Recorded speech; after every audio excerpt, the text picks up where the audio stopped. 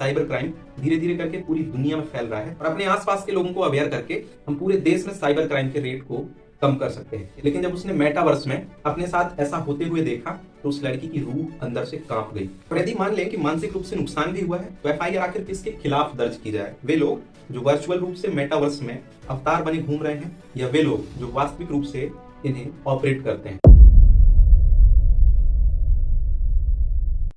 आज के इस वीडियो को शुरू करते हैं और सबसे पहले बात करते हैं कि वीआर वर्चुअल रियलिटी आखिर है क्या। तो दरअसल ये एक वास्तविक लोगों की काल्पनिक दुनिया है। हाँ, आपने ऐसे कई गेम देखे होंगे जिनमें आपको उस गेम को खेलने के लिए अपना एक वर्चुअल अवतार चुनना होता है। वो अवतार आपका प्रतिनिधित्व करता है गेम के अंदर। इस पूरी दुनिया को मेटावर्स कहा जाता है और इस सिस्टम को वीआर या वर्चुअल रियलिटी कहते हैं। ब्रिटेन की एक 16 साल की लड़की के साथ गैंग रेप हो गया।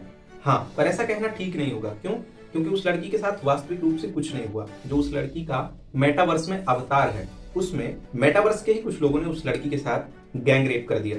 आप सोच के देखिए कि वास्तविक रूप से उस लड़की को कोई शारीरिक नुकसान नहीं हुआ, लेकिन जब उसने मेटावर्स में अपने साथ ऐसा होते हुए देखा तो उस लड़की की रूह अंदर से कांप गई। और हाँ, क्राइम की दुनिया में अपने टाइप का पहला नया मामला है जिसमें बहुत सारा कंफ्यूजन है। जिसके साथ गलत हुआ है वो आखिर एफआईआर में क्या लिखवा है कि उसे क्या नुकसान हुआ है। और यदि मान लें कि मानसिक रूप से नुकसान भी हुआ है तो एफआईआर आखिर किसके खिलाफ दर्ज की जाए? वे लोग जो वर्चुअल रूप से मेटावर्स में अवतार बने घूम रहे हैं या वे लोग जो वास्तविक रूप से इन्हें ऑपरेट करते हैं? तो कुल मिला के ढेर सारा कंफ्यूजन है, लेकिन लोग मानसिक रूप से तो प्रताड़ित हो ही रहे हैं। और ऐसा नहीं है कि ये सिर्फ ब्रिटेन में हो रहा है। साइबर क्राइम धीरे धीरे करके पूरी दुनिया में फैल रहा है। इसलिए आज के इस वीडियो में हम बात करेंगे कि हमारे देश में ऐसे कौन कौन से प्रकार हैं जिनके माध्यम से साइबर क्राइम को अंजाम दिया जाता है, और साथ ही ये भी जानेंगे कि हम उन साइबर क्राइम से बचने के लिए कौन कौन से तरीके अपना सकते हैं। तो चलिए शुरू करते हैं।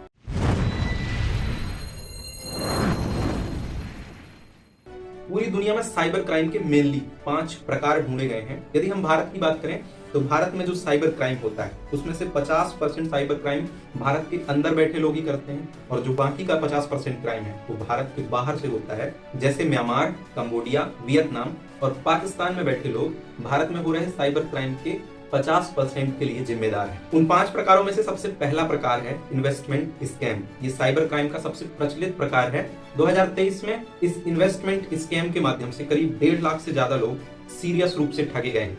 अब इसमें इतने ज्यादा लोग क्यों ठगे गए? क्योंकि इसमें आपको ठग लेना बेहद आसान है। इसमें आपको अच्छे अच्छे विज्ञापन दिखाए जाते हैं कि वर्क फ्रॉम होम, घर बैठे पैसे कैसे कमाएं, आसानी से हाई पेइंग जॉब कैसे आपको मिल जाए, कम पैसों में अपना बिजनेस कैसे खड़ा कर लें। इस टाइप के एडवर्टाइजमेंट दिखाए जाते हैं और आपसे अलग अलग लिंकों में क्लिक करा लिया जाता है और आपसे एक छोटा सा अमाउंट मांगा जाता है। आप अपने अकाउंट से वो छोटा सा अमाउंट उन्हें सेंड करेंगे और सेंड करते ही उन चोरों की आपके अकाउंट पर नजरबंदी शुरू हो जाएगी और मौका मिलते ही आपके अकाउंट को साफ कर दिया जाएगा। दूसरा टाइप है लोन ऐप। ऐसे कुछ फर्जी एप्लीकेशन हैं जो बताते हैं कि वे आपको लोन देंगे। वे आपसे आपकी सारी पर्सनल डिटेल ले लेते हैं। कुछ मामलों में आपकी सारी पर्सनल डिटेल लेके आपकी लोन रिक्वेस्ट को रिजेक्ट कर देते हैं, जबकि कुछ मामलों में छोटा मोटा अमाउंट जैसे 5,000, 10,000, 15, 20,000 आपको लोन के रूप में दे देते हैं। लेकिन जब पैसे वापस मांगते हैं तो हाई इंटरेस्ट रेट की डिमांड करते हैं, और जब आपने उनकी ये डिमांड नहीं मानी तो आपको अलग अलग टाइप की धमकी मिलती है कि वे आपको सोशल मीडिया में गलत तरीके से एक्सपोज कर देंगे। 85,000 लोग 2023 में इस लोन ऐप के साइबर क्राइम के शिकार सीरियस तरीके से हुए हैं।